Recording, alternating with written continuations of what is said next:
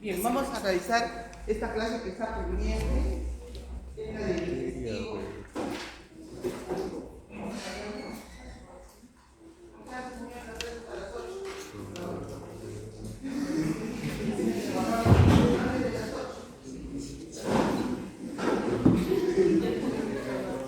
8 ya es.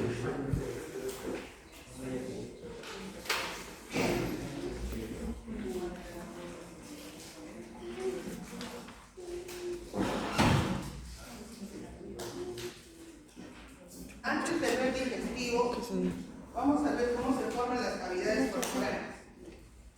Para ello nos vamos a remontar nosotros a la tercera semana. En la tercera semana recuerden que el disco embrionario que era de tipo bilaminar, ahora va a ser de tipo trilaminar porque se van a formar las hojas germinativas, que son ectodermo, mesodermo y endodermo. Entonces ya nuestro disco todavía no tiene característica humana porque es una forma plana, es un disco, pero que durante la cuarta semana va a llevar a cabo los plegamientos. Y los plegamientos ya, el que va a ser embrión, pues va a adquirir una apariencia tubular. Va a tener una pared anterior, una pared dorsal o posterior, ¿no? Y las paredes laterales han llegado formando la pared anterior. Y tiene en el interior una cavidad. Esta cavidad interna se va a llamar celoma. Recuerden que la palabra celoma significa cavidad. Por lo tanto, se ha formado el llamado celoma intraembrional. También hay un celoma extraembrional, que lo hemos visto durante la segunda semana. Este celoma extraembrionario es la cavidad coriónica, que envuelve al disco, ¿no? El disco está inmerso en una cavidad coriónica llamado celoma extraembrional.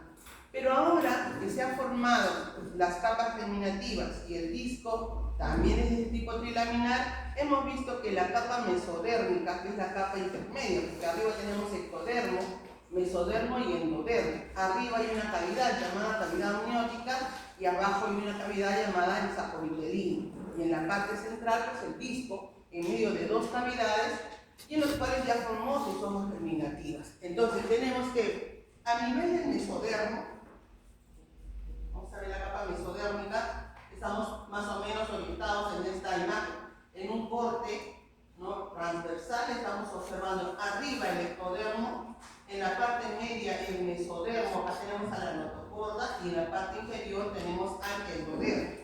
Si yo quisiera prolongar esta imagen hacia arriba, sería, cierra la puerta. Hacia arriba sería la cavidad, ¿qué cavidad arriba? Amniótica. Y hacia abajo, ¿qué sería? El sapovitelino. ¿Listo? Bien. Entonces, a nivel del mesodermo, el mesodermo ha llevado un cambio. ¿Qué cambio ha llevado el mesodermo? Se ha dividido en tres zonas. Uno, llamado el mesodermo paraxial, que es pegado a la notocorda, que luego formará el somita. Y tenemos un mesodermo lateral que está en los extremos del disco, es decir, en esta parte externa. Estará, ¿qué cosa? El mesodermo lateral, inclusive pasa por delante de la lámina precordal que está en esa parte anterior, pasa por delante del mesodermo, que es el mesodermo lateral. ¿Listo? Bien. Y luego tenemos el mesodermo intermedio. Mesodermo intermedio. Tres zonas del mesodermo. A nivel del mesodermo lateral empiezan a aparecer estos espacios, llamados espacios celómicos. ¿Por qué celómicos? Porque van a formar una cavidad, pequeños espacios, y acá los estamos viendo. A nivel del mesodermo lateral empiezan a aparecer estos pequeños espacios, llamados los espacios celómicos. Y que estos espacios celómicos no van hacia la parte caudal, sino se dirigen hacia la parte craneal, en ambos lados. Se dirigen hacia adelante, pequeños espacios pasando por delante de la lámina precordal, y luego estos pequeños espacios van a confluir uno con otro y se van a unir unos con otros para formar una cavidad al interior del disco. Esta cavidad, mira cómo están confluyendo los pequeños espacios celómicos para pasar por delante de la lámina precordal, que será la membrana bucofaríngea posteriormente. Entonces acá tenemos los pequeños espacios que van hacia adelante y van a formar, luego estos se van a unir unos con otros y formarán un espacio al interior del disco, ¿no?, que se va a llamar celoma. Entonces formarán acá un espacio que tiene la forma de una herradura, pasando por delante de la lámina precordal, y mantiene conexión con la cavidad externa, que es la cavidad coriónica o celoma extraembrionario, de esta manera. Y ese es el celoma intraembrionario. Entonces, ¿cómo se forma el celoma intraembrionario? Se forma por pequeños espacios que aparecen a nivel del mesodermo lateral y que van dirigiéndose, creciendo hacia la parte anterior, por delante de la membrana precordal o la lámina precordal, y que luego va a adquirir una forma de una herradura. ¿Cómo se va a llamar eso? Se va a llamar el celoma intraembrionario. Todavía estamos durante la tercera semana, todavía no se ha llevado a cabo el plegamiento. Esta área anterior, toda esta área anterior a la lámina precordal, toda esta área recibe el nombre del área cardiógena o área cardiogénica. Ahí la tiene, el área cardiógena, toda esta parte anterior a la lámina precordal, que será la membrana bucofaríngea. Y esa área recibe el nombre del área cardiógena porque ahí va a desarrollar ¿quién? El futuro corazón. Pero estamos todavía en un disco plano, es la parte anterior, la parte más craneal, el área cardiógena. ¿Qué va a suceder en la cuarta semana? Esta parte anterior va a ser el plegamiento. Imaginemos que acá está el área cardiógena. ¿Qué va a hacer? Va a ser el plegamiento craneal, de tal manera que el área cardiógena, que era anterior en un disco plano, en la cuarta semana va a quedar en posición ventral. Porque esto va a ser el dorso y ese va a ser la parte ventral, quedando a nivel más o menos del tórax, el área cardiógena. ¿Listo? Otra cosa que debemos recordar es que por delante del área cardiógena o del celoma todavía queda una porción de mesodermo lateral, todavía queda ahí mesodermo lateral. Y esta zona de mesodermo lateral recibe el nombre de el septum transverso.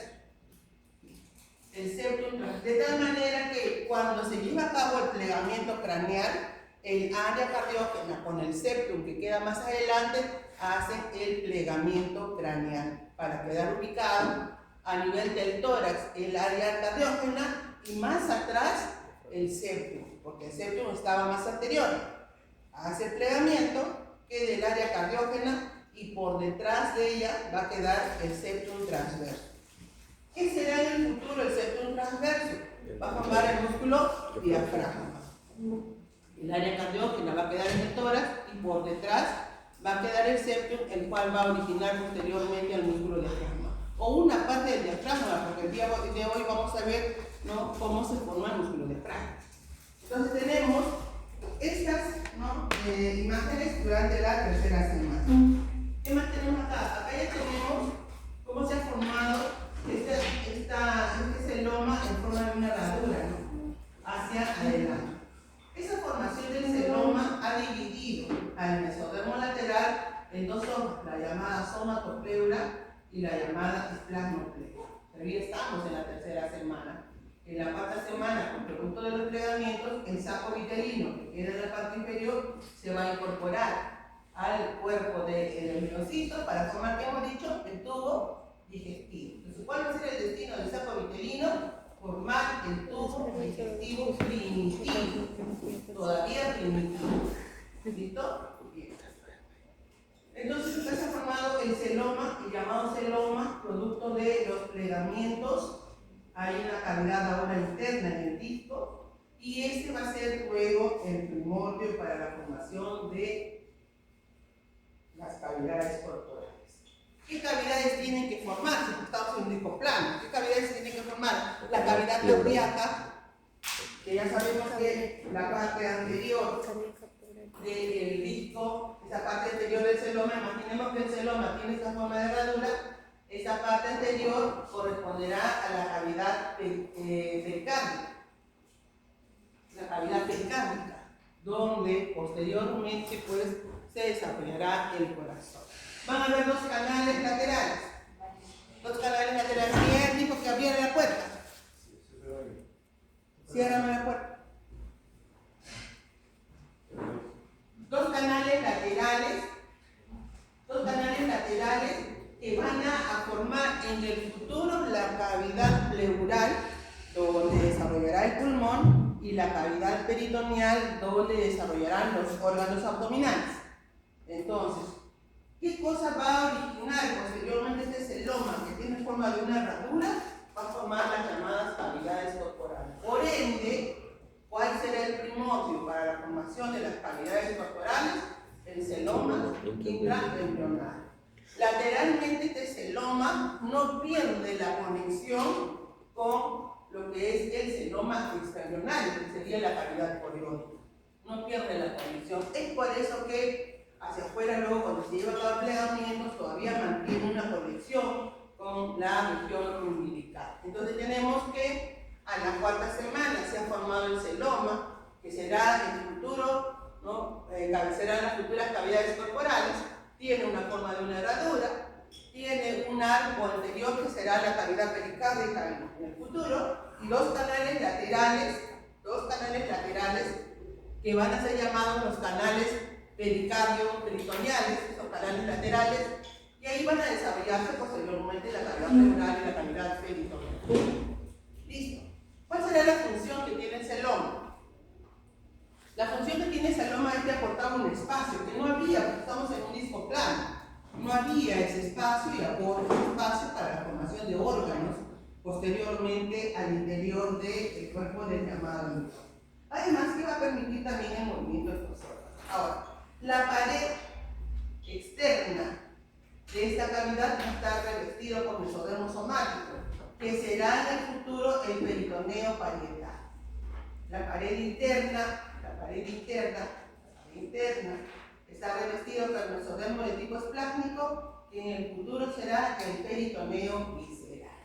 Entonces vamos a ver que va a haber dos paredes, una externa o lateral, la pared interna, pero va a tener diferentes revestimientos en relación al mesodermo. Afuera va a ser mesodermo somático y al interior va a ser mesodermo.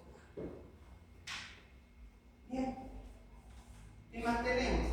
A la 10ª semana, acá ya tenemos el plegamiento, ya ha llevado a cabo el plegamiento craneal y el plegamiento caudal, y vemos que estos canales, acá ya se ha formado la cavidad pericárdica y lateralmente están los canales laterales.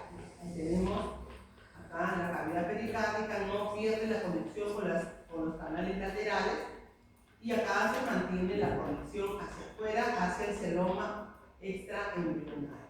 Afuera estará celoma extraembrional. ¿Listo?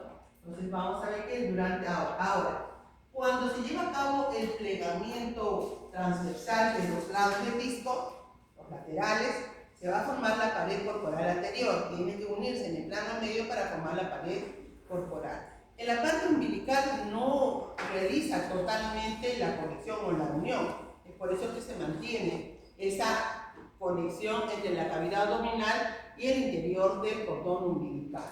Ahora, el mesodermo que recubre a lo que es el saco vitelino, ¿qué tipo de mesodermo es? ¿Somático o esplácnico? Esplácnico, porque el somático está formando la pared, ¿cierto? Es el mesodermo de tipo esplácnico. Al incorporarse el saco vitelino al interior durante el plegamiento lateral, el mesodermo somático esplácnico que recubre el saco vitelino va a dirigirse hacia la parte posterior y va a mantener conexión con el dorso del embrión, formando los mesenterios. Mesenterio posterior o dorsal y un mesenterio anterior o ventral. Entonces, el mesodermo de tipo esplácnico mantiene la unión del saco vitelino, que ahora será intestino primitivo, hacia la pared posterior, formando su mesenterio dorsal, mesenterio posterior, y hacia adelante el mesenterio ventral. En casi todo el tubo digestivo, la mayor parte del tubo digestivo, este mesenterio ventral desaparece. Hay ciertos lugares en los cuales va a prevalecer, como por ejemplo a nivel del estómago. Cuando se está formando el estómago no desaparece y va a formar ligamentos que unen esta zona hacia la a nivel del el hígado tampoco se desaparece. Entonces, en ciertos lugares va a prevalecer este mesenterio ventral, pero en la mayor parte del tubo digestivo, este mesenterio ventral que une el tubo digestivo hacia la pared anterior degenera, pero sí prevalece el mesenterio dorsal. ¿Por qué va a prevalecer el mesenterio dorsal? Porque desde la parte posterior, donde se está formando la columna vertebral, está el mesodermo ahí, se están formando vasos sanguíneos. Y los vasos sanguíneos, a través del mesenterio, van a dirigirse hacia el tubo digestivo para irrigar todos los órganos que se van a derivar de ese tubo. ¿Listo? A través del mesenterio van viendo los vacíos. ¿Listo? Entonces ahí tenemos la formación de los mesenterios, tanto ventral como dorsal, sabiendo de que este mesenterio puede degenerar. Tenemos una imagen que nos muestra plasma, asimismo también de la formación de las cavidades corporales. Ahí tenemos ya al mesodermo, al celoma, acá tenemos que está formado el celoma intraembrionario, y acá está unido el mesenterio posterior dorsal y no tiene mesenterio ventral porque se ha degenerado, quedando el tubo digestivo al interior. Entonces tenemos ahí lo mismo, plegamiento, asimismo mesodermos plásticos, formará el mesenterio dorsal que hemos dicho. Mesenterios. Aparecen dos mesenterios, que será el mesenterio dorsal y el mesenterio ventral, ya lo hemos dicho. ¿Y para qué va a servir los mesenterios? Para que las arterias puedan dirigirse a través del mesenterio dorsal, que es el que prevalece, para irrigar los órganos del tubo digestivo. Tres son las arterias principales que pasan a través del mesenterio dorsal. Y esto está en relación de la cavidad abdominal a la cavidad peritoneal. ¿Cuáles son estas tres arterias? Llamadas la arteria celíaca o tronco celíaco, la arteria mesentérica superior y la arteria mesentérica inferior.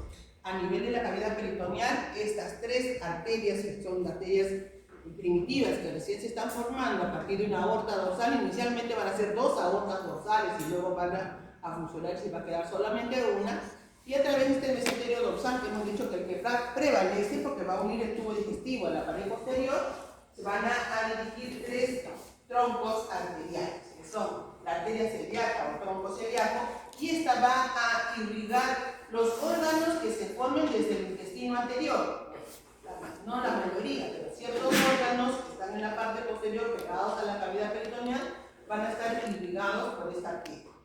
Luego, a nivel del intestino medio, que tiene conexión con la región umbilical, la mesentérica superior es otra arteria que también va por el mesenterio dorsal para irrigar todos los derivados de este intestino medio. Y hacia atrás, hacia el intestino posterior, es la mesentérica inferior que irriga estos derivados. Entonces, vemos que a través de los mesenterios, sabemos cómo se forman, ¿no? Se dirigen las arterias para irrigar los órganos que derivan del tubo digestivo. Ahí tenemos. Este es un corte que nos muestra el libro de Lachman para poder observar el mesenterio dorsal.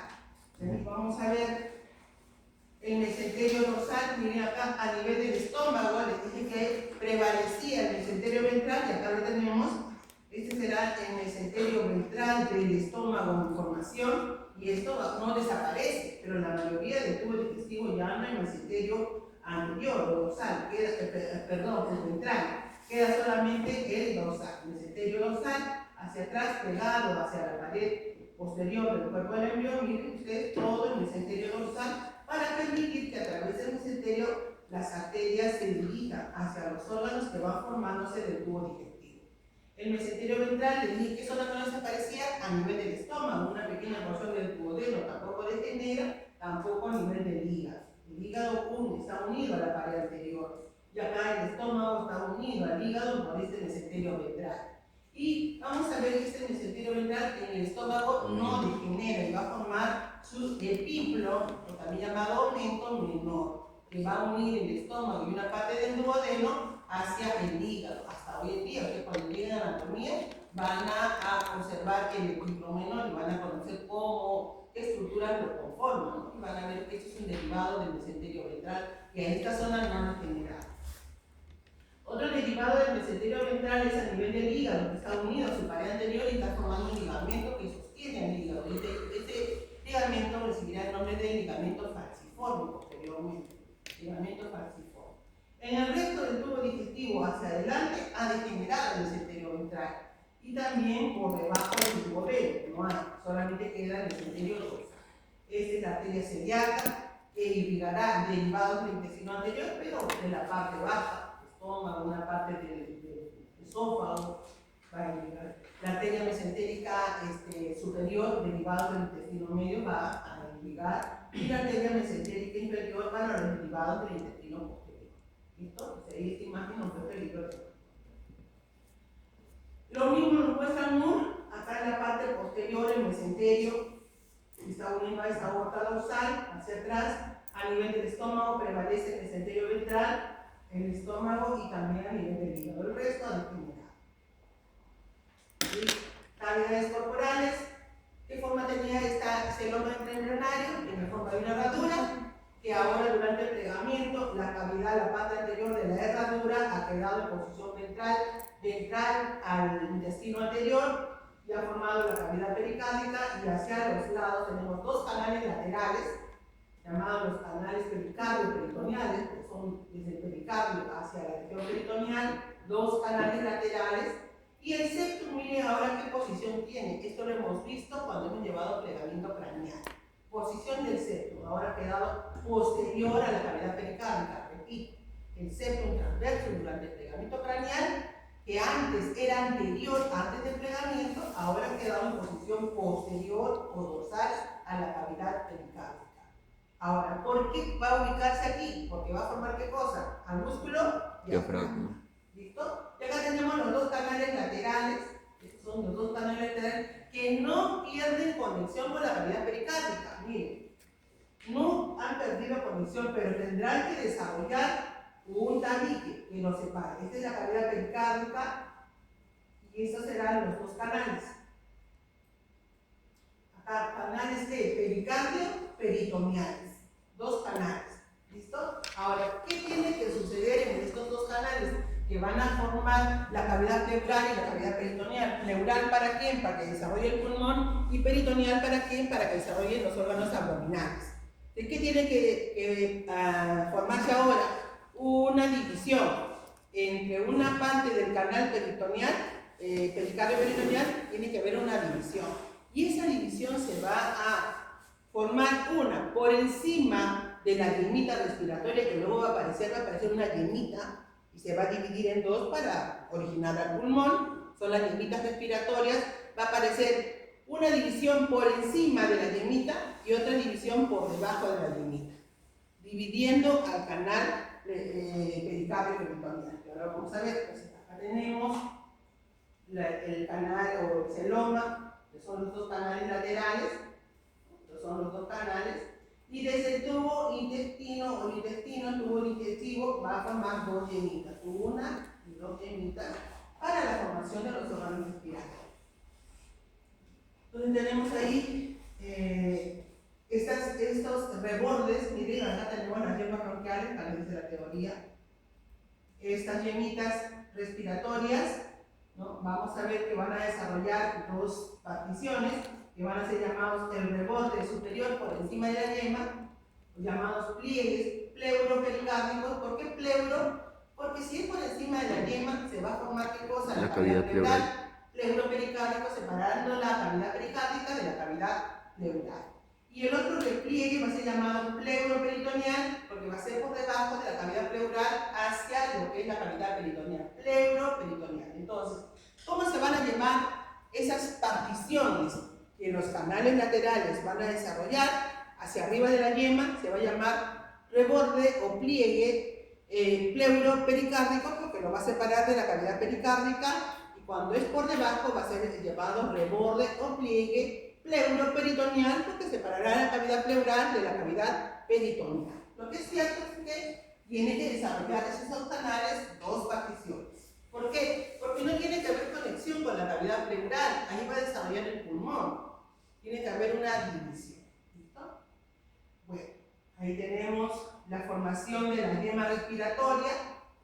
Por encima se está formando este repliegue, que es llamado el pliegue pleuropericárdico, que es en la cavidad pericárdica, y se está formando. Inicialmente no había, imaginemos que en esta imagen no hay todavía no ha desarrollado, por lo tanto, el canal lateral mantendrá una conexión directa con la cavidad perical, de esta manera. Hay una conexión directa, ¿listo? Pero ¿qué está sucediendo por encima de la yema respiratoria? Se está formando este repliegue, que separará en el futuro. Este repliegue tendrá que crecer hacia la parte anterior de ambos lados, separando los dos canales, acá la cavidad pleural de la cavidad perical. Va a quedar separada completamente, porque la cavidad pericárdica alojará al corazón, que debe estar separado de la cavidad pleural donde va a desarrollar el pulmón. Tenemos la formación de los repliegues. Estos dos repliegues inicialmente serán solamente repliegues, pero luego van a crecer y ya no se van a llamar repliegues. ¿Cómo se van a llamar ahora? Membranas. Inicialmente son dos pequeños pliegues, de la pared una elevación, un pequeño pliegue, pero este pliegue tiene que dirigirse hacia la parte media, y lo mismo del otro lado. Ya no serán pliegues, como se dirigen y crecen, ahora van a ser llamadas membranas. ¿Cómo se llaman esas membranas? Pleuropericárdicas. Entonces, si se llaman pliegues pleuropericárdicos, la membrana se va a llamar ahora membrana pleuropericárdica. Entonces la tenemos, vamos a esquematizar otra vez para que se pueda entender. Estos son los dos canales, estas son las yemas respiratorias, las dos yemas respiratorias que desarrollarán el pulmón. Acá tenemos a los dos canales, este es el canal de un lado, y este sería el canal de otro lado. Y vamos a ver que todavía, imaginemos que no hay todavía este repliegue, no hay. ¿Cómo sería este canal? Sería recto, conectaría, este canal sería recto, no hubiera este repliegue, sería de esta manera, recto. Los dos canales y la cavidad de esta manera. Ahora se ha formado el pliegue. Acá tenemos el pliegue, los dos pliegues se han formado y estos pliegues siguen creciendo. Ahora ya no se llaman pliegues, ¿cómo se van a llamar? Membranas. Han crecido, los dos pliegues tienen que unirse. Acá tenemos hacia atrás el mesenterio ventral del esófago. Este es el esófago de desarrollo, las dos yemitas respiratorias formando el pulmón, formándose el pulmón, ¿no? Y ahora vamos a ver que este mesenterio se tiene que desaparecer del esófago cuando se unen las dos membranas, para serán las membranas. Y ahora se fusionaron las membranas al mesenterio ventral, ya no hay conexión entre la cavidad pleural y ahora la cavidad pericárdica está separada. Miren la cavidad pleural cómo ha aparecido ahora. La cavidad pleural cómo se ha formado, una cavidad grande, donde el interior que ha quedado la yemita respiratoria, ¿no? Entonces, la yema respiratoria que está originando el pulmón, y ese pulmón ha quedado ahora dentro de una cavidad llamada cavidad pleural, y ahora está separada de la cavidad pericárdica por el crecimiento de estas membranas. Las dos membranas han crecido, se han fusionado al mesenterio ventral del esófago que queda en el plano medio y ha separado completamente la cavidad pericardio. ¿Qué se ha formado aquí? Se ha formado el pericardio. Esta parte de las membranas que acá ha quedado fusionada ha formado ¿qué cosa? Ha formado la pared del pericardio, quedando en el interior la cavidad pericárdica. Entonces, ¿qué será en el futuro la membrana pericardio o pleuropericárdica? ¿Qué será en el futuro? Será el pericardio, la bolsita fibrosa, esa bolsita donde en el interior está el corazón. Entonces, ahí tenemos al pericardio formado por la membrana, ha quedado en el interior la cavidad pericárdica y acá está el corazón ya desarrollándose en el interior. Ha quedado separado completamente de los dos canales que ahora se han proyectado lateralmente. Separados, y estos dos canales ahora que han formado la cavidad pleural. ¿Qué contiene la cavidad pleural? En su interior la yema respiratoria que ahora será el pulmón. ¿Listo? Entonces ya se formó la partición, ya se formó la separación entre la cavidad pleural y la cavidad pericárdica. Ya se separaron completamente. Otra cosita que debemos de notar que al interior de la membrana hay dos venas desarrollándose, dos venitas. Estas venas reciben el nombre de las venas cardinales comunes. ¿Cómo se llama esa vena? Se llama vena cardinal común. Ojo que está en mi ceja, no pregunto. ¿Cuál es la vena que está en el interior de la membrana pleuropericardica? Vena cardinal común. ¿No? Bien. Entonces ahí ya hemos visto que se ha formado, ya se ha separado la cavidad pleural de la cavidad pericárdica. Ahora, ¿qué falta? Falta que separe la cavidad pleural de la cavidad peritoneal. Todavía hay unión. Y eso tiene que formarse por ¿dónde? Por debajo de la llenita respiratoria. También se va a formar un pliegue. ¿Cómo se va a llamar ese pliegue? Ahora se va a llamar pliegue pleuroperitoneal. Ya no va a ser pericárdico. Pericárdico sería de la cavidad pericárdica. Pero ahora va a ser llamado pliegue pleuroperitoneal. Al igual que ha ocurrido con la membrana, inicialmente va a ser una pequeña elevación llamada pliegue y esto va a tener que crecer para formar la membrana pleuroperitoneal. ¿Listo? Vamos a ver ahora la membrana pleuropericárdica. Y ahí tenemos la separación. Esta es la cavidad, vamos a ver acá, no se dan cuenta ustedes, la cavidad pericárdica, el cual está desarrollando en el interior de este tubo. Y será, es un tubo llamado tubo cardíaco, será en el futuro del corazón, y se ha formado esta partición entre lo que es la cavidad pericárdica de la cavidad pleural, hasta la cavidad pleural que tiene al pulmón en el interior desarrollándose. Ahora se tiene que formar esta división que separará la cavidad pleural de la cavidad peritoneal. Todo esto es la cavidad peritoneal. Esto falta desarrollar. Y ahí están las dos particiones. Pues ahora vamos a ver cómo se origina esta membrana. ¿Cómo se va a llamar esta membrana? Membrana pleuroperitoneal. Es la que tiene que formar. Muy similar a lo que ocurría, hay un pliegue inicialmente, luego crece, se formará la membrana. Y ahora vamos a ver que la membrana, estos son los pliegues, creciendo para unirse al mesenterio del esófago. Cuando tenemos el esófago, este es el mesenterio dorsal del esófago, su mesenterio dorsal tiene que ir creciendo para fusionarse, y acá ya se fusionó con el mesenterio del esófago aserrado y se ha fusionado, ¿no? Estas son las membranas que han ido al plano, han llegado al plano medio, y acá tenemos al mesenterio del esófago. Este sería el esófago desarrollándose. Esta es la aorta dorsal, la parte posterior, y han crecido inicialmente, pues, de las paredes crecen, ¿no? Los pliegues, y tienen que llegar hacia este rebote que tiene el mesenterio del esófago. Y lo cierran, haciendo la división entre la cavidad pleural y la cavidad peritoneal. Pero ojo, acá tenemos otra estructura, el septum transverso.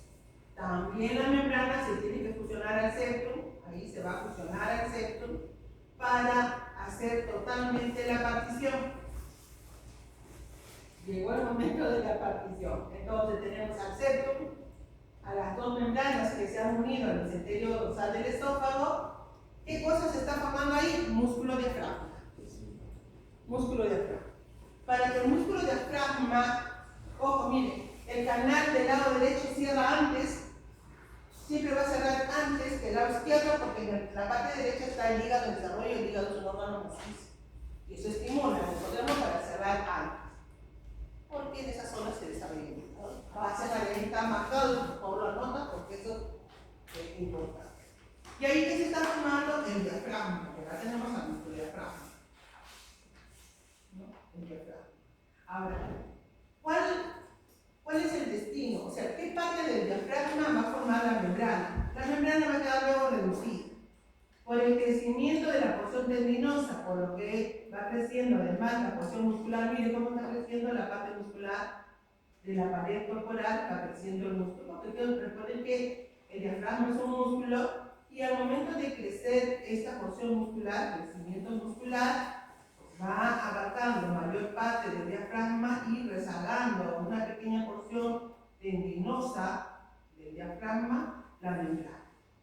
Entonces, ¿cómo se está formando acá el diafragma? Por el septum, este es el septum, esta será la membrana, este será el crecimiento muscular y acá también están los pilares del diafragma que está formado por el mesenterio dorsal del esófago. Este es el esófago en desarrollo, su mesenterio va a formar estos dos pilares. Entonces, vamos a ver, músculo diafragma, ¿cómo se forma? Para ello es importante que el cromosoma 15 esté funcionando adecuadamente y no tenga ninguna alteración, ninguna mutación. Por lo tanto, ¿cuál es la relación cromosómica de la formación del diafragma? Cromosoma número 15, brazo largo del cromosoma número 15. ¿Listo? El diafragma deriva de 4 porciones. ¿Cómo es el músculo diafragma? El músculo diafragma tiene la forma de una cúpula. ¿Qué es forma de cúpula? Algo redondeado. De esta manera. Es el músculo diafragma. Quedando en el techo de la cavidad peritoneal, la cavidad abdominal. Vamos a ver el diafragma para que tengan una idea. Agarrar internet, me imagino.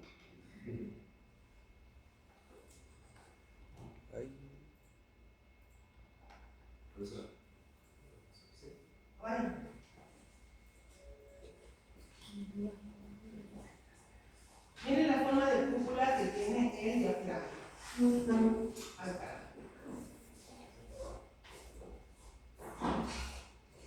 La forma redondeada de cúpula que tiene el diafragma, en la parte central, el diafragma va a tener un tendón, el tendón del diafragma, y a los laterales está la parte muscular.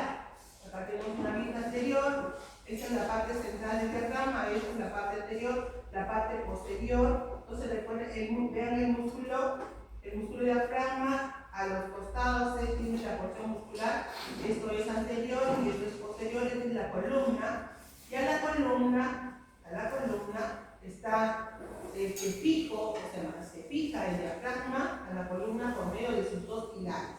Este es el pilar derecho y el pilar izquierdo, la porción muscular y la porción central tendinosa.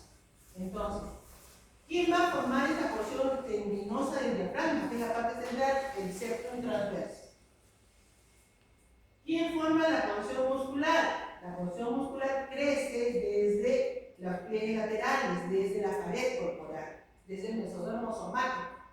Va a crecer el músculo y va a dirigirse hacia el tendón y va a rodear tanto por la parte anterior, lateral y posterior. ¿Quién va a formar estos pilares que tiene el músculo diafragma que le permite dirigirse a la columna? El mesenterio dorsal del esófago. Esto se forma por el mesenterio. ¿Y cuál es la participación de las membranas peritoneales? Las partes laterales de este mesenterio, de esta parte tendinosa, esta pequeña porción, y esta proviene de las membranas pleuroperitoneales. Entonces ya tenemos ahí el músculo diafragma, ya sabemos cómo está conformado, y ahora nos conectamos a nosotros. Tenemos, deriva de, pestaña y seca. Recuerden que ustedes tienen que saber los primordios, la parte biológica, de dónde se forma tal órgano, de dónde se forma tal estructura, y estos son los primordios. Septum transverso, ¿qué va a formar? La porción tendinosa. Las membranas, ¿qué van a formar? Una pequeña porción de lo que es el septum. El mesenterio dorsal del esófago, ¿qué va a formar? Los pilares. Y la pared corporal va a formar al músculo. ¿Listo? Esos son sus derivados. Y ahí tienen la teoría de lo que estoy diciendo. Ahí tienen la participación del septum transverso. A la octava semana ya está formando el diafragma, el tendón central. El mesenterio dorsal del esófago, que va a formar los pilares del diafragma. La membrana pleuroperitoneal se une al septum para formar una pequeña porción del diafragma. Y el crecimiento de la pared muscular viene desde lo que es el mesodermo somático, de la pared lateral. Ahora, este crecimiento ¿Por qué es que el diafragma adquiere la forma de cúpula? Redondeada, no es recto. ¿Por qué adquiere? Porque en la parte superior, la cavidad pleural va alargándose hacia sus laterales. Esto va creciendo hacia las partes laterales, haciendo que el diafragma, miren cómo va creciendo la cavidad pleural, ¿no? Haciendo que el diafragma adopte esa forma de cúpula. Entonces, ¿por qué adopta esa forma redondeada? Porque la cavidad pleural, que falta desarrollo en el pulmón, pues crece hacia los laterales, se prolonga lateralmente, haciendo que el diafragma adquiera esa forma redondeada. ¿Listo? ¿Y qué va a hacer? ¿Qué se va a llamar esas prolongaciones de la cavidad pleural? Van a ser llamados fondos de saco, fondos diafragmáticos. ¿Para qué va a crecer la cavidad pleural? Porque va a aportar un espacio para que el pulmón pueda expandirse durante la respiración. Todavía no respira, no ingresa aire al pulmón, pero tiene que aportarse ese espacio para que cuando nazca el bebito, el pulmón que va a ingresar aire pueda expandirse, tenga espacio donde poder expandirse. Se están formando los recesos o fondos de saco llamados foso diafragmático, tanto al lado derecho como al lado izquierdo. Van a haber anomalías respecto al diafragma. Vamos a ver qué anomalías hay. ¿Cuál es la posición que ocupa el diafragma en su desarrollo? Inicialmente va a formarse del septum y este septum va a estar ubicado a la cuarta semana en los primeros somitas. Segundo, tercero, hasta cuarto, quinto somita, a ese nivel. Esa es la región del cuello. Entonces, estamos hablando de que los primeros somitas cervicales no tienen conexión a esa altura con el septum, que va a formar posteriormente al diafragma. Entonces, los nervios que provienen de estos somitas, recuerden que cada somita tiene un nervio. Entonces, por lo tanto, los nervios que vienen de estos somitas van a reunirse para formar un nervio que irá al diafragma en desarrollo. ¿Cómo se llama ese nervio? Ese nervio se llama nervio frénico. ¿Cómo se llama el nervio para el diafragma? Nervio frénico. ¿Listo? Entonces, ¿de dónde se forma este nervio frénico? De los somitas cervicales, que queda acá en el cuello. Luego, más o menos a la sexta semana, todavía en periodo embrionario, el diafragma, por el crecimiento del cuerpo de lesión, va ubicándose en posiciones más bajas. De tal manera que en esta semana se ubica aproximadamente al nivel de la torácica número 8 o 9, ya está más abajo, ya está. ¿Qué ha pasado con el nervio frénico que nacía desde la región cervical? Pues ha tenido que elongarse, ¿no? Ha tenido que estirarse para llegar hacia la región del tórax, pero no pierde la conexión del nervio frénico con la porción cervical, con los primeros somitas cervicales, no pierde la conexión. A la octava semana, terminando el periodo embrionario, el diafragma ha quedado a nivel de las vértebras lumbares, hacia abajo, en la parte inferior, pero tampoco se ha perdido la conexión del nervio frénico. Recuerden que el nervio frénico es el nervio que va a inervar al diafragma. Entonces, eso explica el por qué ahora cuando ustedes lleven anatomía, lleven neuroanatomía, y examinen la región del plexo cervical, que es un conjunto de nervios que salen desde la región del cuello, no uno de sus nervios del cuello sea el nervio frénico, que tenga que formarse a nivel del cuello, desciende por toda la región del cuello, entra al tórax y desciende hacia la cavidad abdominal para inervar el diafragma. La pregunta se suele hacer, ¿por qué el nervio frénico sale de la región del cuello? Ahora ya sabemos por qué. Porque al inicio el diafragma se forma a ese nivel. ¿Listo? Entonces tenemos que los primeros somitas son los que van a ir dando origen a este nervio llamado nervio frénico. Ahí lo tiene el nervio frénico, inerva al diafragma, de los nervios cervicales. Bueno, en la parte inferior luego nervios intercostales también van a ir haciendo. Van a haber algunas anomalías durante el cierre de la pared corporal. Recuerden que durante el plegamiento lateral, esodermos somáticos, somatopleura, tiene que dirigirse a la pared anterior para cerrar. Cerrará a nivel del tórax, debe cerrar a nivel de la cavidad abdominal, a nivel de la cavidad pelviana, excepto a nivel de la región umbilical donde está el cordón. No cierra completamente porque hay un anillo umbilical ahí que evita que se cierre, porque hay conexión con el cordón umbilical. Pero el resto de la pared tiene que cerrar completamente. ¿Qué pasaría si no cierra? La pared corporal debe acercarse y cerrar y queda una abertura. No ha cerrado. ¿Por qué motivo? Ya sea por una mutación genética, porque falta el desarrollo de una arteria que ha evitado que la pared corporal cierre. Queda una abertura a nivel del tórax y eso hace que el corazón no se desarrolle en el interior y eso se llama ectopía cordis. Cordis de corazón, ectopía fuera de. Entonces tenemos ectopía cordis cuando la pared corporal, esto será el corazón, no ha cerrado a nivel del tórax. Se puede complicar esta anomalía de ectopía cordis con otras anomalías también en relación a la pared corporal. Y eso ¿no? se presenta a nivel de esta anomalía llamada pentalogía de Cantle.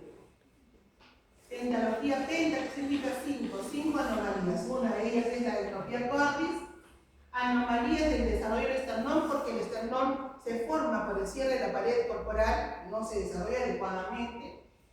Falta de formación de la pared abdominal y también la formación del pericardio. Una serie de anomalías que van a acompañar a esta ectopía. Tenemos anomalías en la formación de la pared corporal, involucrando la ectopía, involucrando el esternón, pared abdominal y también no tanto. Esto es por mutación genética.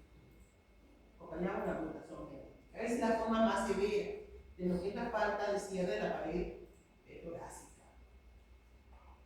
Esto se llama gastrosquisis. Imagino que lo han expuesto o lo van a exponer. ¿Recién lo van a exponer? Sí, ya después. no, gastrosquisis, sí. Entonces, no sé por qué están adelantados, pero no, creo que esta clase está desfasada, ¿no es cierto? Entonces, tenemos esto que se llama gastrosquisis, lo que ya lo saben. ¿Cuál será el defecto primario? ¿Qué ha pasado aquí? ¿Qué no ha cerrado? Los pliegues laterales de la pared abdominal anterior, pared del abdomen, no ha cerrado. Preferentemente o más frecuentemente en el lado derecho que en el lado izquierdo. ¿Por qué? A ver. Eso lo voy a explicar en el seminario. ¿Por qué es más frecuente en el lado derecho que en el lado izquierdo? Y esto no afecta el cordón umbilical, el lateral al cordón umbilical. ¿Por qué es más frecuente? Por la falta de desarrollo o degeneración de la arteria ofalomesentérica a ese nivel. Entonces vamos a ver que eso es una teoría que nos dice o nos explica el por qué la pared corporal no cierra, preferentemente en el lado derecho. ¿Listo? Y bueno, tenemos la otra anomalía de falta de cierre, que es el onfalocele. Onfalocele ya involucra el cordón umbilical. ¿Cuál es el defecto primario de onfalocele? A ver. ¿Ah? Es una falta, un fallo en el retorno de la hernia umbilical. Sí, de la hernia umbilical. Entonces ahí la hernia umbilical no ha, otra vez, ha sido reabsorbida, o sea, no ha cerrado, ¿no? Missy, pero entre la gastrosquisis y el onfalocele, si no me equivoco, el onfalocele es el que tiene un mayor riesgo de cierto. Ahí vamos a ver. ¿Listo? Entonces, ¿cuál sería el defecto primario del onfalocele? Una falta de distribución de lo que es la hernia umbilical. Eso quiere decir que el anillo umbilical pues, no ha cerrado, queda abierto y la hernia umbilical está todavía permaneciendo. Recuerden que el onfalocele, la cubierta que tiene las vísceras es de ámbito, porque el cordón umbilical está revestido por ámbito. Entonces acá tiene una cubierta de ámbito. Ahora, acá se tiene que ver cuál de los dos casos, ya sea gastrosquisis o onfalocele, es de mayor riesgo, como dice el compañero, para el recién nacido.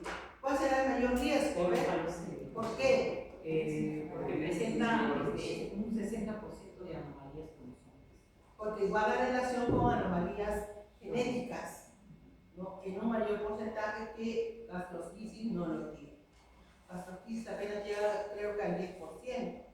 Hay mayor riesgo en onfalocele respecto a anomalías cromosómicas. Entonces, ese es el riesgo. Una anomalía cromosómica no se trata, no tiene tratamiento. Sin embargo, un defecto de pared sí tienen tratamiento. ¿Listo?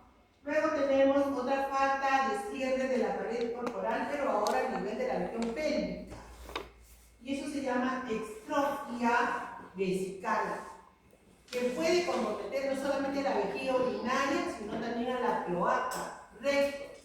Entonces acá la pared abdominal a nivel pélvico no ha cerrado adecuadamente y la vejiga en desarrollo se expone, o también puede, en casos más severos, comprometer hasta el recto. Entonces a nivel de la vejiga está abierto y a nivel de la pared pélvica está abierto, la vejiga está desarrollada hacia atrás.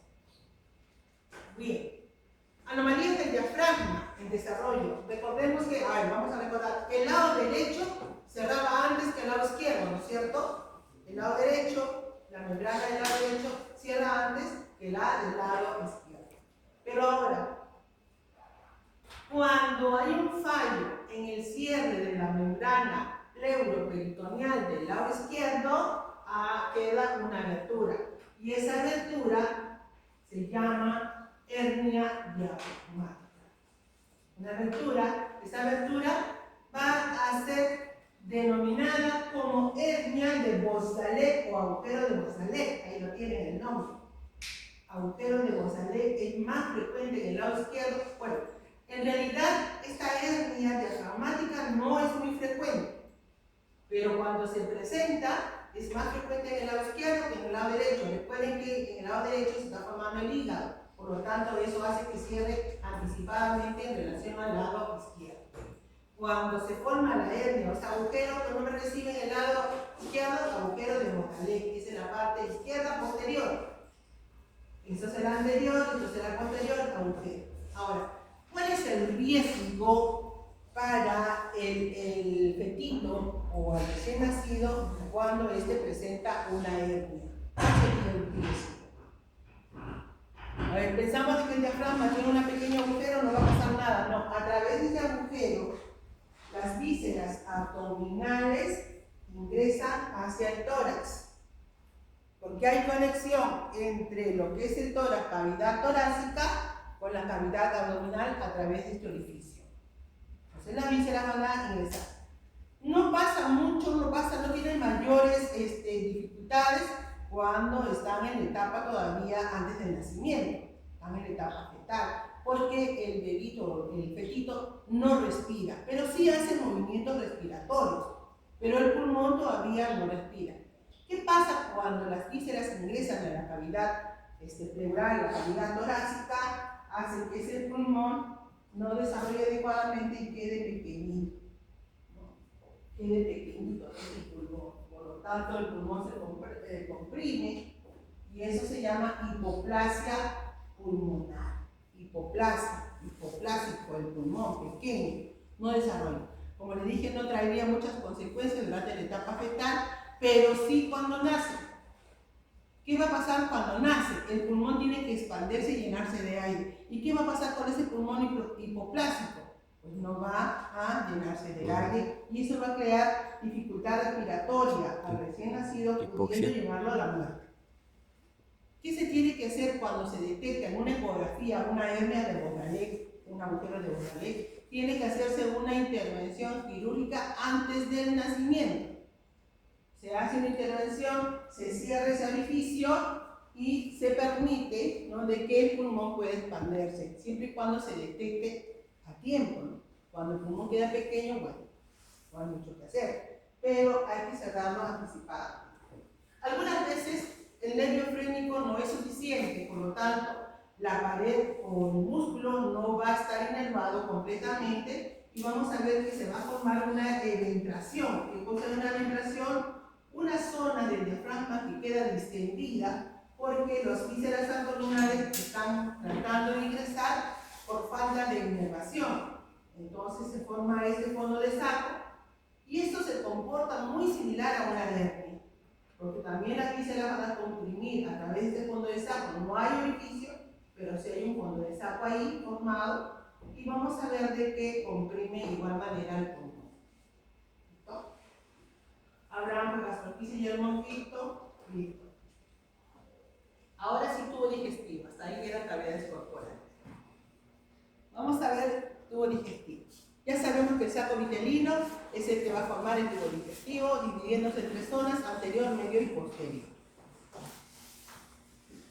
Son las tres hojas germinativas las cuales van a estar involucrados en el desarrollo del tubo digestivo. Por un lado, el endodermo, que fue el saco vitelino, revestido por endodermo. Si se incorpora, el endodermo también participa. ¿Cómo va a participar el endodermo en la formación del tubo digestivo? Formando su revestimiento endodermo, el epitelio de revestimiento del tubo digestivo. Además que también va a formar algunas glándulas, como por ejemplo el hígado y el páncreas, que se derivan desde esta capa germinativa. ¿Cómo participa el mesodermo? Recuerden que el saco vitelino está revestido por la hoja. ¿Qué hoja? ¿Somática o esplásmica del mesodermo? Esplásmica, por lo tanto, la pared del tubo digestivo va a tener músculo. ¿Qué músculo? Músculo liso. ¿Para qué? Para que luego el intestino realice este movimiento que se llama peristaltismo. ¿Listo? Entonces, ¿qué músculo tiene que desarrollar? Músculo liso. ¿De dónde proviene? Del mesodermo de tipo esplásmico. Además, también va a formar los tejidos conectivos, el peritoneo, lo que va a formar parte del tubo digestivo. La otra pregunta, ¿y el ectodermo participa? También participa. El ectodermo es una cubierta, el ectodermo es periférico, es piel. Ahora, ¿cómo va a participar el ectodermo? Formando parte de sus membranas, las aberturas anterior y posterior, a nivel del estomodeo y a nivel del proctodeo, formando la recubierta externa de la membrana bucofaríngea, externamente recubierto por ectodermo, internamente por endodermo, la membrana bucofaríngea. Y también la membrana cloacal, que está en la parte final, igual, a nivel de proctodeo, va a tener una cubierta de endodermo superficial, internamente endodermo, porque forma parte del tubo digestivo. Entonces, el endodermo participa en los epitelios del estomodeo y proctodeo. Bien, esa es la regulación genética. Recuerden que todo cambio, toda diferenciación tiene que tener una regulación y participación de proteínas y genes. Esto es clave porque nos permite ver, ¿no?, cuáles son los derivados del intestino anterior respecto al tubo digestivo. Recuerden que adelante tiene la membrana bucofaríngea y por detrás de la membrana bucofaríngea está la faringe primitiva. Faringe primitiva deriva del intestino anterior, la cual va a originar cavidad bucal, va a formar la faringe. En la cavidad bucal se va a formar la lengua, se van a formar las glándulas salivales, las amígdalas y el aparato respiratorio superior. Estamos hablando de cavidad nasal, ¿no?, y laringe. También forma el aparato respiratorio inferior, tráquea. Vamos a ver luego cómo se forma la tráquea cuando lleguemos al respiratorio. El esófago se forma del intestino anterior. El estómago deriva del intestino anterior. El duodeno, que esto ya sería intestino delgado, duodeno es intestino delgado, también deriva, pero solamente hasta su segunda porción. El duodeno va a tener 4 porciones. La primera y la segunda deriva del intestino anterior, y la tercera y la cuarta deriva del intestino medio, o duodeno, 4 porciones. Las dos primeras derivan del intestino anterior, y la tercera y la cuarta del intestino medio. ¿Qué más va a formar? Hígado, junto con todo su aparato biliar. Estamos hablando de vesícula biliar y sus conductos biliares, y el páncreas. Todos esos son derivados del intestino anterior, ahora vamos a ver. Irrigado por la arteria celíaca, que va a irrigar los derivados del intestino anterior, excepto a la faringe, al aparato respiratorio y una parte superior del esófago. Entonces, el resto de estructuras a partir del estómago y la parte inferior del esófago va a estar irrigado por la arteria celíaca o tronco celíaco, que pasaba por un mesenterio. ¿Por cuál era el mesenterio? ¿Ventral o dorsal? Dorsal. Por el mesenterio dorsal. ¿Correcto? Entonces ahí tenemos esófago. El esófago, ya no vamos a ver faringe primitiva porque lo hemos visto en aparato faríngeo. ¿Ok? Aparato faríngeo, hemos visto faringe primitiva. Entonces acá tenemos faringe primitiva y esto es el esófago. Tubo. faringe primitiva, el esófago, un tubo. ¿Listo? Este tubo caudal a la faringe primitiva va a dar origen a lo que es el esófago. En la parte del piso, pongámoslo que sea así, porque tiene la forma ventral y la forma dorsal, en la parte del piso del esófago primitivo se va a desarrollar una abertura. Esta abertura recibe el nombre de el surco laringotraqueal. Ahora tenemos un pequeño surquito que aparece en el piso del esófago y que luego se prolonga hacia abajo para formar una yema o un divertículo. Este divertículo recibe el nombre de divertículo laringotraqueal, que va a estar originando la yema respiratoria. Un divertículo que luego se divide en dos, este divertículo, para formar las dos yemas respiratorias que van a formar posteriormente el pulmón. Entonces, del piso del esófago se forma una pequeña abertura o surquito que luego formará una evaginación, que es el divertículo, que va luego a formar la yema respiratoria. ¿Listo? Este divertículo primeramente va a tener una conexión directa. Acá sería el esófago en desarrollo, acá sería el divertículo. Hay una conexión entre la vía respiratoria y la vía digestiva. El esófago formará parte de la vía digestiva. Pero ¿qué tiene que desarrollar? Una separación. ¿Cómo se va a llamar esa separación de la vía digestiva y la vía respiratoria? Tabique. ¿Cómo se llama este tabique? Tráqueo, porque adelante va a ser vía respiratoria, formará la tráquea, el divertículo formará la tráquea, y acá la tráquea se divide en dos bronquios para originar el pulmón, tráqueo esofágico. ¿Cómo se llama la partición? Tabique, tráqueo esofágico. Ahora, ¿qué pasaría si no se forma adecuadamente el tabique? Eso creo que lo van a poner esta semana. ¿Sí? Respiratorios en esta semana. El seminario, ¿sí? Van a hacer fístula traqueosofágica, ¿no es cierto? Entonces, ¿qué pasaría si no se forma adecuadamente el tabique? Hay conexión entre la vía aérea y la vía digestiva, y eso se llama fístula traqueoesofágica. Entonces, cuando no hay una adecuada formación del tabique, entonces se mantiene la conexión entre la vía aérea y la vía digestiva, y eso se llama fístula. ¿Listo? Bien. Bueno, eso en relación al piso del esófago, hacia abajo, que va a crecer el divertículo. El resto del esófago, que es un tubo, en un momento, más o menos a la quinta o sexta semana, todo el tubo se cierra completamente. Es decir, que el interior crece y va a cerrar completamente el esófago. No va a tener un canal central, está cerrado por proliferación de las células del interior. Luego, esto tiene que sufrir procesos de apoptosis y formar otra vez el canal. Y eso se llama recanalización del esófago.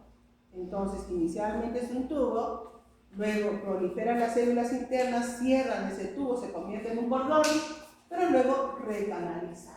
¿Cuándo recanaliza? A la octava semana. Octava semana tiene que estar recanalizado completamente el esófago. ¿Qué pasaría si no recanaliza? El esófago queda separado en dos partes, superior e inferior.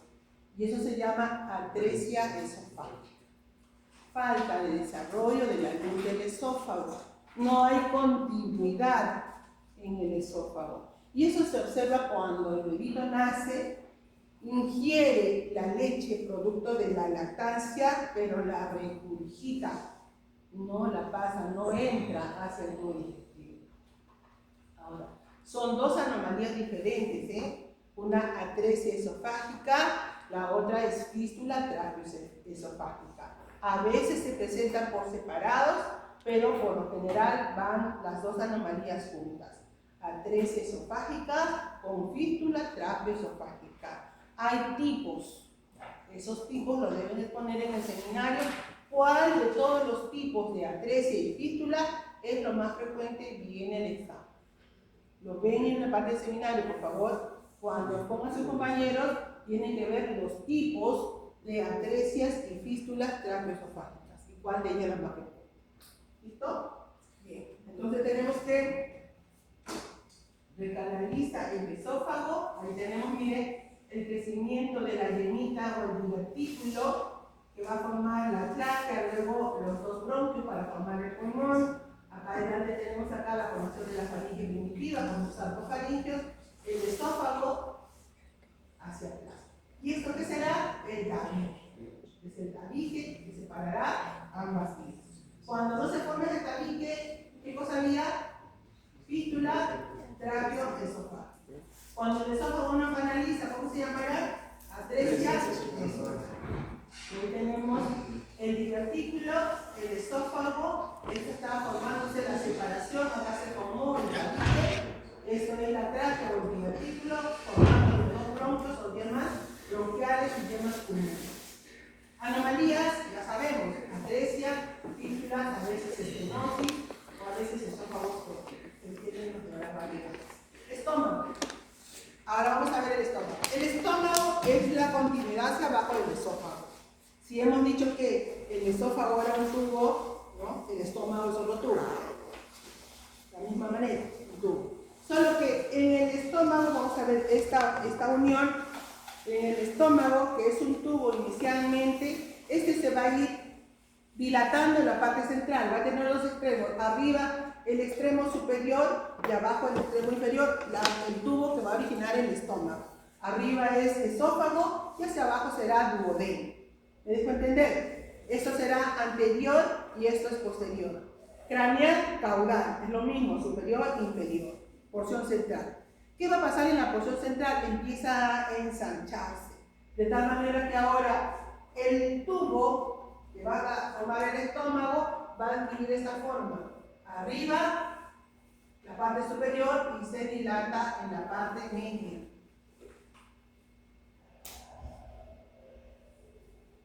Va a adquirir la forma de un uso, eso se llama uso, H-U-S-O, porque la parte central está dilatada.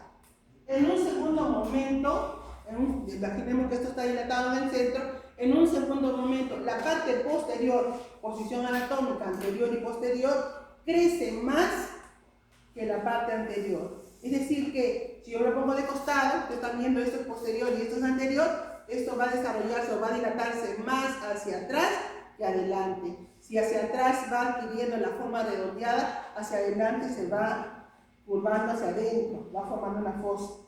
¿Listo? Entonces tenemos anteriormente deprimido y hacia atrás ha crecido, se ha dilatado. ¿Qué va a pasar en un tercer momento? Va a hacer una rotación. Lo anterior va a rotar hacia el lado derecho. Miren, anterior, imaginemos que esto está deprimido y esto está grande, esto va a rotar hacia la derecha. Y lo que era posterior, ¿a dónde ha quedado ahora? Hacia la izquierda.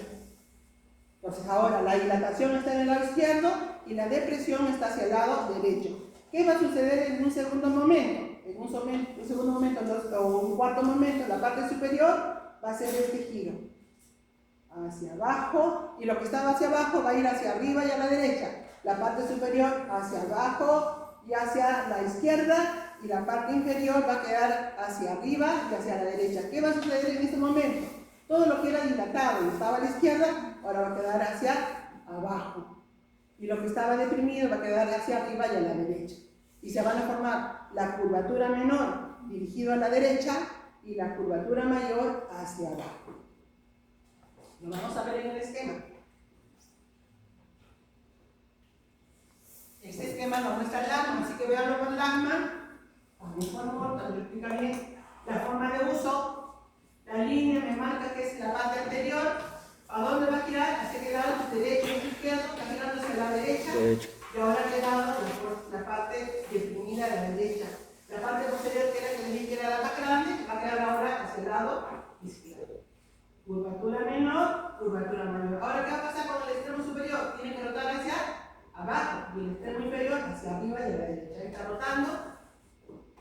Y va a quedar ahora la curvatura mayor hacia abajo y a la izquierda y la curvatura menor hacia arriba y hacia la derecha.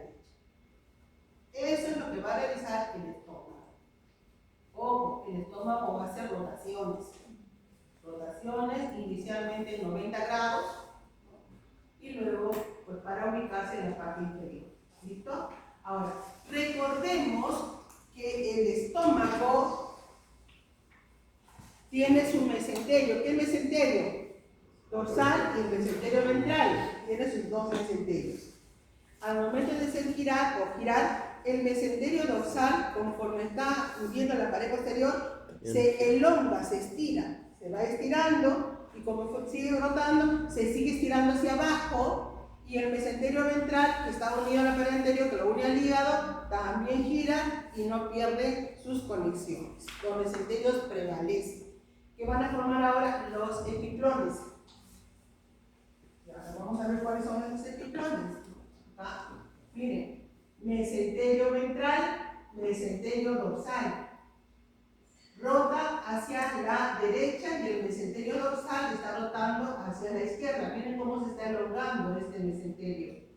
Se sigue elongando el mesenterio y va a quedar colgando hacia abajo. Y esto va a ser denominado como el epiplo mayor. ¿Qué cosa es el epiplo mayor? Bueno, es otra cosa que el mesenterio dorsal, que se ha elongado por las rotaciones que hace el estómago y ha quedado colgando hacia adelante como un pequeño delantal o mandil que tiene el estómago y que va a cubrir todas las vísceras. Y el mesenterio ventral va a estar unido al hígado, formando el epiplo menor. Acá el epiplo menor y el epiplo mayor. En este epiplo de mayor o mesenterio dorsal va a desarrollarse un órgano que es el vaso interior. ¿Listo? Entonces tenemos la teoría. ¿Qué nos dice? Deriva del intestino anterior caudal al esófago.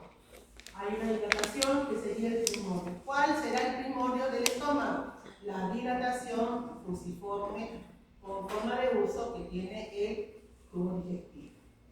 Rota, ¿cuánto va a rotar? Sobre su eje longitudinal rota 90 grados. Y estos son los movimientos que hace, ¿no? La parte superior va a rotar a la izquierda abajo, la parte inferior derecho arriba. El mesenterio no se pierde, formando su mesenterio dorsal y ventral, formando los epiplones. ¿Listo? Hacia atrás se va a formar un espacio por el mesenterio dorsal que se llama la zona o bolsa epiploica, porque está formado por el epiplo. Y la conexión se mantiene hasta posteriormente en la. Bueno, ahora, acá tenemos a lo que es la bolsa mental o el epiplo mayor y el epiplo menor, ¿no? Esto es el duodeno, miren cómo va quedando el epiplo mayor, momento mayor, por delante de las vísceras. ¿Qué es esto? El epiplo mayor, momento mayor, es el mesenterio dorsal que tiene el estómago. Y el epiplo menor es el mesenterio ventral, que lo une al hígado. Ahora, por debajo del estómago está también el tubo digestivo, y que este tubo digestivo que está por debajo, imaginemos que acá arriba está el estómago haciendo sus rotaciones, y la parte inferior, que es un tubo, pues también va a adquirir una determinada forma porque la parte superior está rotando y está llevando esta parte inferior también con las rotaciones. Y va a adquirir la forma de una C. Esta parte inferior del estómago adquiere esta forma de C, producto de sus rotaciones, y acá se está formando ¿qué cosa? El duodeno. Duodeno.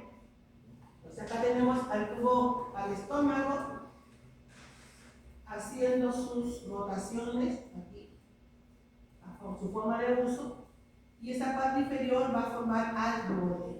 Pero miren la forma que va adquiriendo el duodeno debido a las rotaciones que va haciendo el estómago. Va adquiriendo la forma de una C porque el estómago está rotando. Eso es el duodeno, adquiere esa forma. Ahora, lateralmente al duodeno se van a desarrollar algunas yemas. ¿Qué yema se va a formar? Se va a formar la yema hepática. Esta es la yema hepática o divertículo hepático. Y se van a formar las yemas pancreáticas, 1 y 2. No sé por qué se jalan. No, así está bien. Entonces, lateralmente al duodeno se van a formar 2 yemas. Una llamada yema hepática o divertículo hepático se llama, y la otra se llama las yemas pancreáticas, que son 2. Una yema pancreática ventral o anterior y una yema pancreática dorsal. Y eso en relación al duodeno. Entonces tenemos el divertículo hepático como primordio para la formación del hígado. Hasta ahí me va siguiendo, por favor, díganme que están entendiendo, o más o menos. ¿Se está entendiendo? Entonces, estamos hablando ya del duodeno, que ha adquirido la forma de nacer porque el estómago ha rotado y lo ha llevado al duodeno. Listo. Lateralmente al duodeno se van a desarrollar dos yemas, una que van a formar el hígado y la otra van a formar el páncreas. Listo. La yema del hígado, que se llama divertículo hepático, tiene dos zonas, una superior y una inferior. La superior puede ser llamada craneal o arriba, y la inferior es caudal. El divertículo hepático tiene dos porciones, una superior y una inferior o craneal o caudal. Acá lo vamos a esquematizar. Esta es mi parte superior, miren, y la parte inferior. ¿Cuál es más grande, la superior o la inferior? La superior. La superior o craneal. Es el que va a formar el hígado. Entonces, ¿cuál es el primordio del hígado? ¿Cuál será? El divertículo hepático. La porción superior del divertículo hepático. Otra vez, ¿cuál es el primordio para la formación del hígado? La porción craneal o superior del divertículo hepático. ¿Por qué no la inferior? Vamos a ver qué va a formar la inferior. La vesícula La biliar. inferior va a formar la vesícula biliar. Y el conducto o el tallo que tiene este divertículo formará el conducto cístico. El tallo que tiene este divertículo inferior va a formar el conducto cístico y el cístico es el conducto de la vesícula biliar. ¿Listo? Entonces tenemos que es el primordio del hígado, la porción craneal, al interior es una glándula, va desarrollando sus células, productos del endodermo. El septum también participa. El mesodermo del septum participa en la formación del hígado. Recuerden que hacia arriba está el septum formando el diafragma, ¿no? Y va a formar las células de Kupffer, las células internas que tiene el hígado. A la quinta semana, entre la quinta y la 10ª semana, el hígado ocupa toda la cavidad peritoneal, por ende, los intestinos no tienen lugar donde desarrollarse, por eso que se forma la hernia fisiológica, porque toda la cavidad está ocupada por el hígado. A la 6ª semana empieza su función hematopoyética, que es la función principal que tiene al inicio el hígado, formación de células sanguíneas. Es por eso que en la pared del embrioncito se nota oscura por la formación de estas células sanguíneas en el hígado. La formación de bilis aparece a las 12 semanas. Y vamos a ver ahora que la porción caudal formará vesícula biliar, el tallo formará el conducto cístico. Y ahora, este tallito que viene de la porción craneal con el conducto cístico, cuando se unen, forman este conducto llamado colédoco. ¿Qué cosa es el conducto colédoco? Es la unión del conducto que tiene el hígado más el conducto de la vesícula que se llama cístico. Ahí se forma el colédoco. Ahora, este es el duodeno que está rotando debido a las rotaciones que está haciendo el estómago y tiene sus dos yemas pancreáticas, la dorsal, que es la más grande, y la ventral, que es la más pequeña.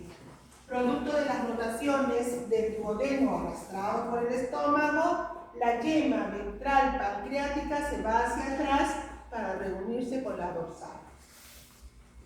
Esta yema ventral gira hacia atrás y se une a la yema dorsal, de tal manera que el páncreas va a quedar internamente rodeado por el duodeno y va a tener tres partes. ¿Cuáles son esas partes? Cabeza, cuerpo y cola. Mi pregunta será, ¿de dónde deriva la cabeza del páncreas? ¿De cuál de las yemas? ¿Ventral o dorsal?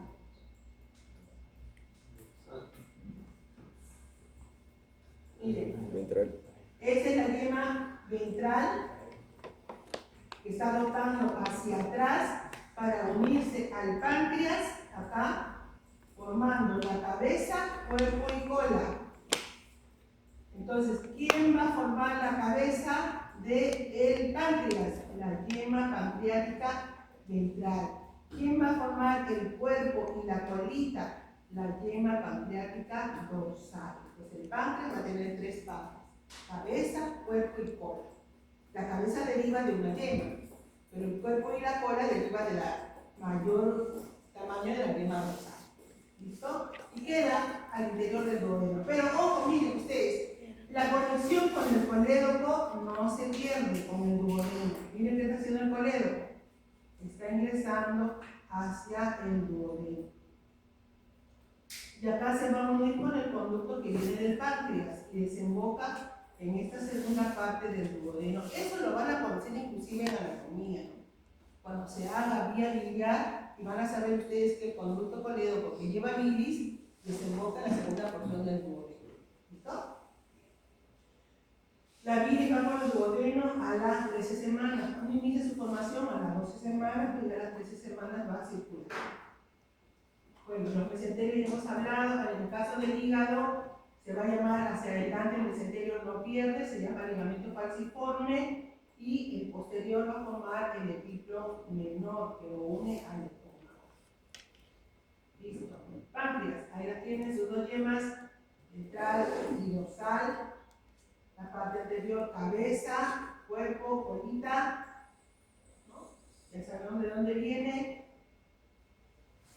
Anomalías en la formación del páncreas y el duodeno. El páncreas también es una glándula que elabora insulina, y la insulina se va a ir produciendo a la 10ª semana, el glucagón a las 15 semanas, junto con la somatostatina.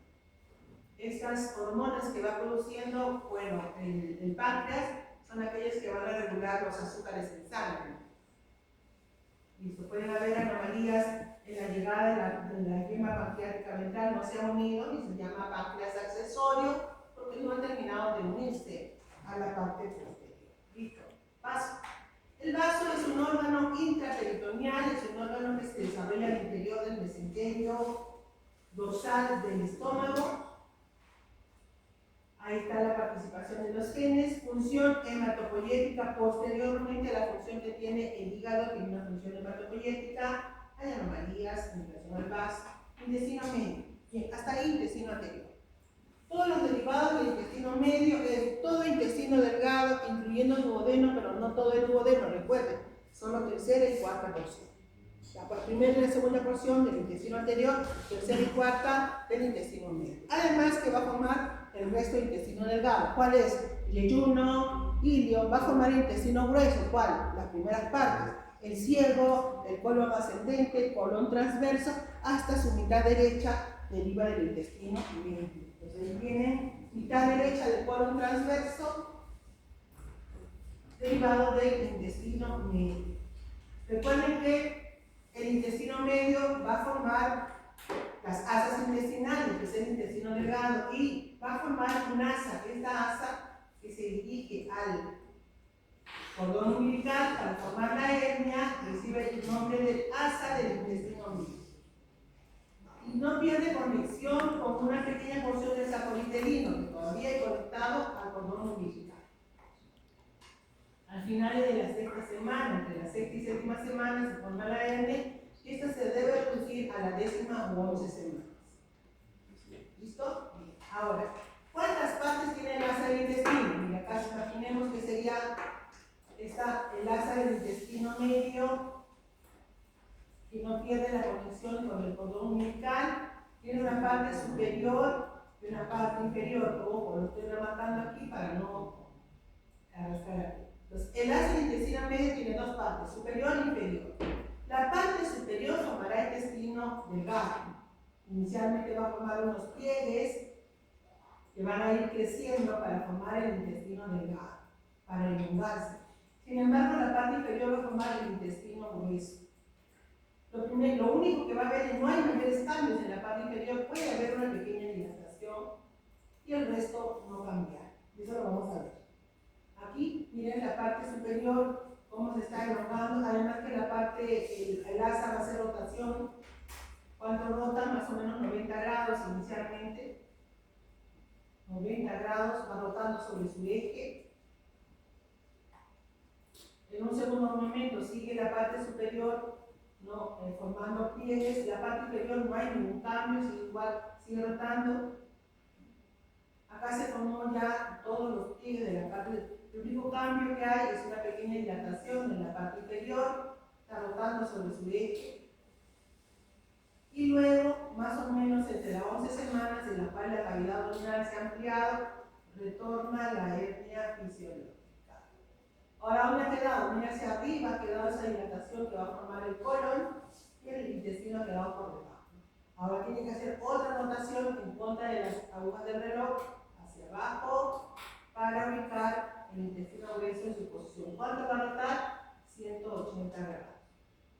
En total, 90 más 80, los intestinos hacen una rotación de 270 grados. Ojo, lo estoy remarcando porque eso lo pregunto. ¿Listo? Cuando rota en total el intestino, 270 grados. Inicialmente 90, luego cuando retorna a la hernia fisiológica, hace una rotación de 180 grados para que el ciego quede abajo. Acaba de quedar el ciego. Aquí tenemos la formación de las asas intestinales, el ciego y el apéndice, anomalías del intestino medio, ya lo hemos visto, faloceles, gastrofisis, hernia fisiológica, hernia umbilical, y esto se llama lo que es un divertículo iliocecal o divertículo níquel. Eso es cuando el saco uterino no se ha incorporado totalmente al intestino y ha quedado como un pequeño fondo de saco. Que puede ser perjudicial porque recuerden que a través del intestino pasan los alimentos. Si se cae el alimento ahí y no sale, entonces va a inflamarse, infectarse y puede traer problemas. Lo que tiene que hacer una intervención quirúrgica, retirar, hacer un corte, retirar y luego unir. Retiran esta parte. Para retirar este divertículo. Intestino posterior. ¿Qué pasa con el intestino posterior? Está irrigado por la mesentérica inferior. Hacia atrás del intestino va a sufrir, es la mayor parte, la parte más amplia, y eso se llama cloaca. La parte posterior del intestino se dilata y eso se llama cloaca. Esto es el proctodeo. Esta zona es el proctodeo revestido por ectodermo. Proctodeo. Y tiene su membrana llamada la membrana cloacal. Si es la cloaca, la parte final, ¿cómo se va a llamar esta membrana? Membrana cloacal. Que tendrá también que abrirse para conectar el interior. Ahora, ¿qué va a suceder en la cloaca? La cloaca va a ser dividida en dos partes, anterior y posterior. Por el crecimiento de este tabique. Este tabique va a crecer, va a separar la cloaca, va a tener que llegar a la membrana cloacal. Tabique urorectal, así se llama.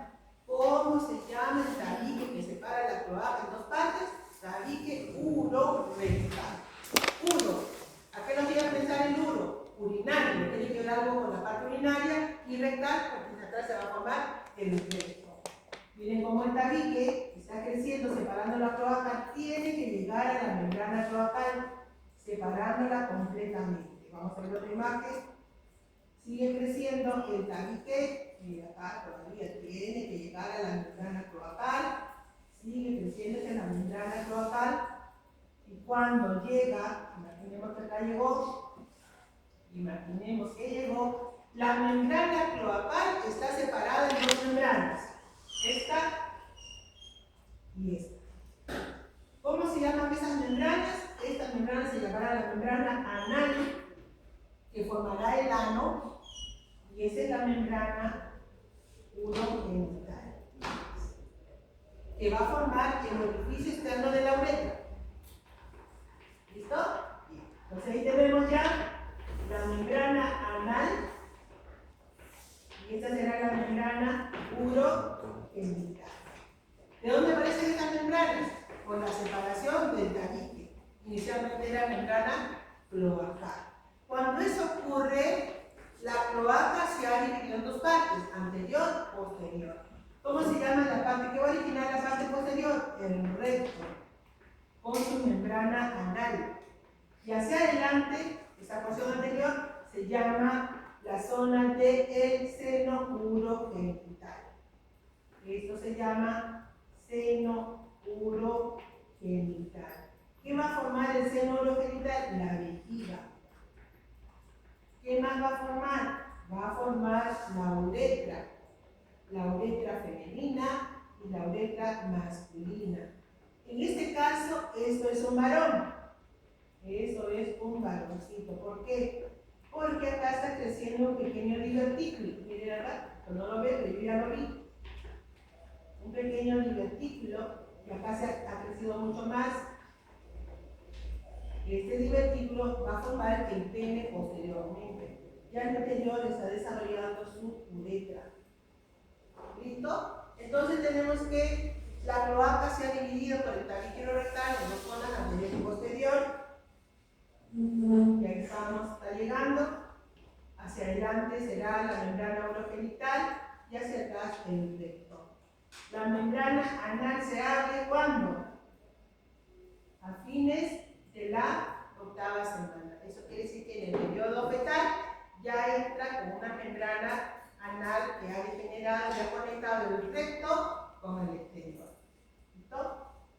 Bueno, sigamos. El canal anal está formado por externamente ectodermo, internamente endodermo, porque deriva desde la cloaca. Tiene dos partes, superior e inferior, y bueno, hay anomalías. Me preguntaré, ¿cuáles son las anomalías del intestino posterior en llamado megacolon? Eso ya lo pusieron. Megacolon, por ejemplo, o enfermedad de Hirschsprung. Por ahí está el nombre. ¿Sí? Ahí está. O también una falta de apertura de la membrana anal. ¿Cómo se llama esto?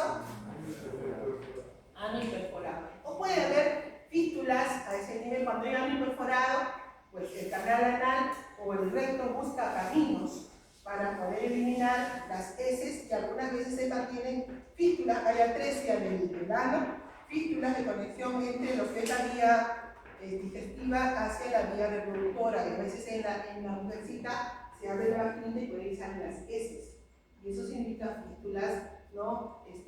Rectovaginales. Vamos a ver una imagen de megacolon.